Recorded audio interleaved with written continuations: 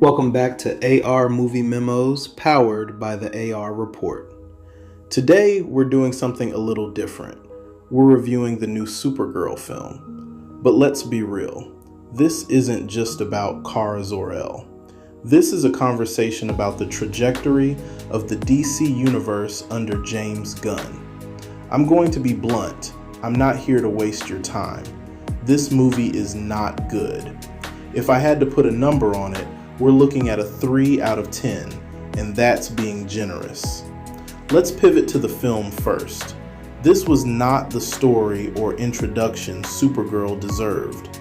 I was already wary of how she was introduced at the end of Superman, and they've just doubled down on those mistakes. The film is a mess of symptoms. We have miscasting, clunky dialogue, uninspired set pieces, and cinematography that relies heavily on those J.J. Abrams style lens flares that literally blinded me for 2 hours. Then there are the constant, jarring needle drops, a stylistic choice that might have worked in a different context, but here feels like a desperate attempt to manufacture cool. This is fundamentally a revenge tale mixed with a race against time, but it fails because the script gives us zero reason to care.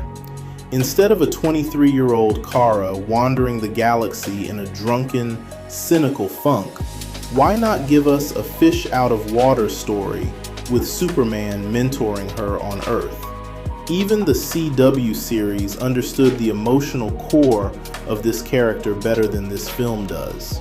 The characters are forgettable, the antagonists are bland, and the motivation is uninspiring.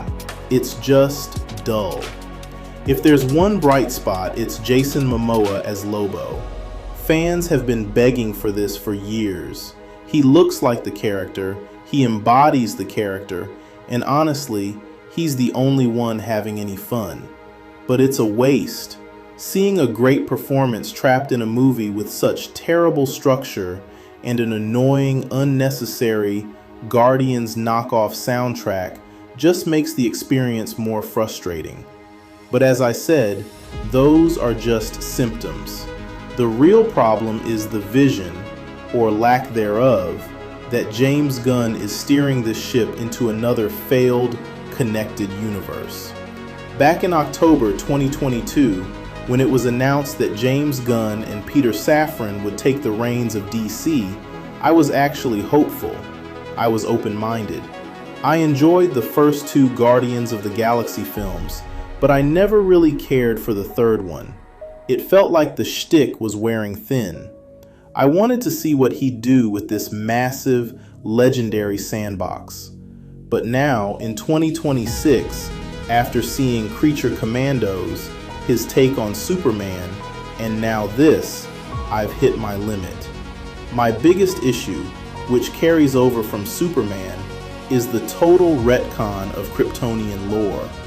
For nearly 100 years of DC Comics history, the House of El has stood for something specific.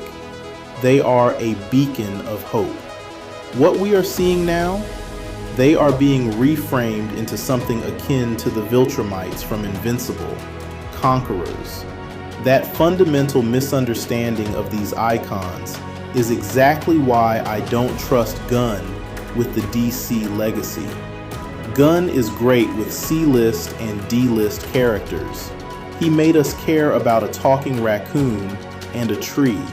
And even with something like Creature Commandos, it may not have stuck the landing for me. But I did like some of the characters and the world building that was being introduced at the beginning of the new DCU. But when you apply that same edgy, cynical filter to established legends, characters that don't necessarily operate in that manner, it strips away everything that makes them special. The issues don't stop with Supergirl. Look at the wider slate. We have had 2 seasons of Peacemaker, which, while fun for some, feels like the blueprint for this entire universe. Irreverent, loud, and constantly winking at the audience. Now we're looking next at the Green Lantern series on HBO Lanterns, which I'm not holding my breath for, the bizarre announcement of a Jimmy Olsen series featuring Gorilla Grodd, and a bunch of projects that nobody is asking for. It feels like the DCU is being built on a foundation of deep-cut obsessions, rather than building a cohesive, compelling universe around the pillars of DC. At this point, I don't want this man near any primary DC characters, especially Batman, moving forward. The studio needs to hit the brakes, stop production, figure out the mess with the Warner Brothers corporate shifts, and reassess, because this DCU is not working.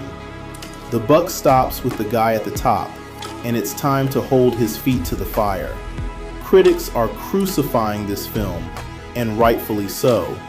But here's the kicker.